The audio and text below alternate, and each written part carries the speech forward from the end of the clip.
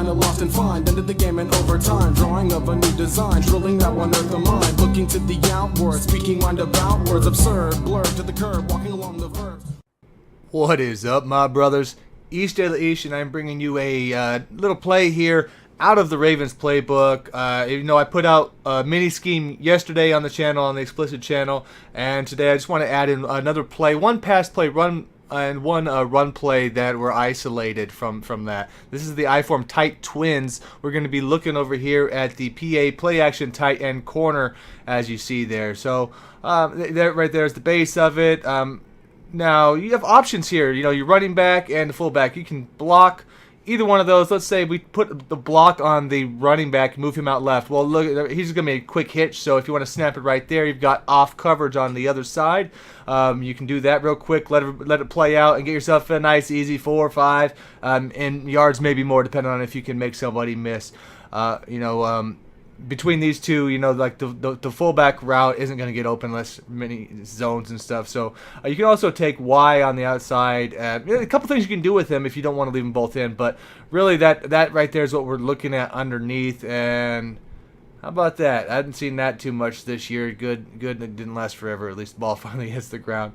So if I got a user who's kind of aware and active, I might take the running back, put him on a Y right there on a slant, and that'll kind of pull him down, open that back up top. Either one of those, he'll chase one of the two, and there's enough separation he can't cover both. So just trying to basically go out and give you some options with it. If you want to block both the guys, go ahead. I mean, really the essential part is taking X and putting X on the streak out there and letting B come back and around. Now, the reason I like having something like this, or maybe any other route out there with the Y, is just because B's not going to beat every single coverage. I say if yellows are floating really deep, like some of those they'll be in that area, and it's also a bit time consuming. So you definitely want to at least have 6 to block on this one. You see, you can come out there. There's the RB, as you see. It's a really slow moving route. So for the fullback, but I've probably mentioned in other videos. I recommend always blocking at least 6. There's the heat coming in, and as blitzes come and become more popular, I will start developing schemes strictly for that. So because a lot of the plays, these are situational, in a sense, to whereas some of these will take a little bit further and take you downfield, so you're going to need a little bit of blocking. That's why I would like this 6.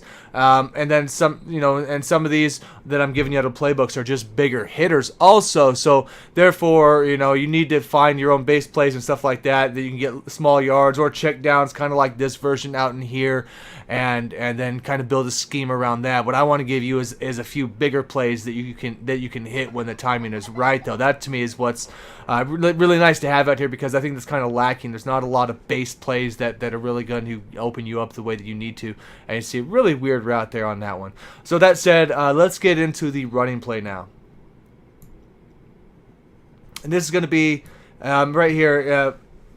I ran this a couple years ago, and not as much last year. 2 years ago was really good. This is going to be the flips, trips, Ravens. A lot of these flip, trips sort of things are going to have it, and we're going to be looking at here is the wide trap. I know this was, is in the Rams book, in the Eagles book. It's in this one here, and this is really a numbers heavy sort of run light side. You want the green most every case. You could turn it up. You can kind of, it really is dependent on your blockers and just the scheme they're running on defense. Sometimes, you can just take that and turn it in like almost like an inside zone.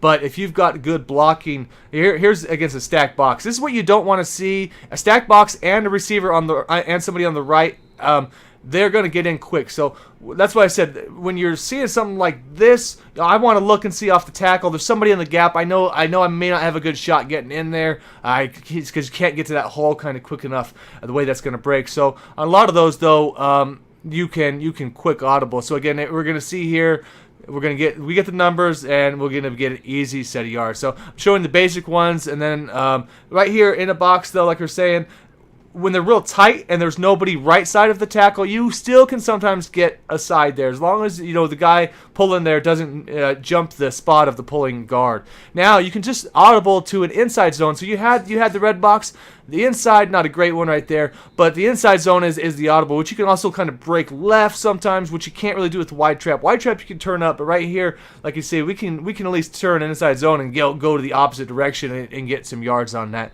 But now let's go back to the right. So what I'm looking at here, though, is when even in the red there, I got hat on hat, and it matches up. So if you've got good blocking on that right side with your receivers and tight end, this is what I want to do. Is I want to come out, and almost hit a hole on the right and kick it out wide.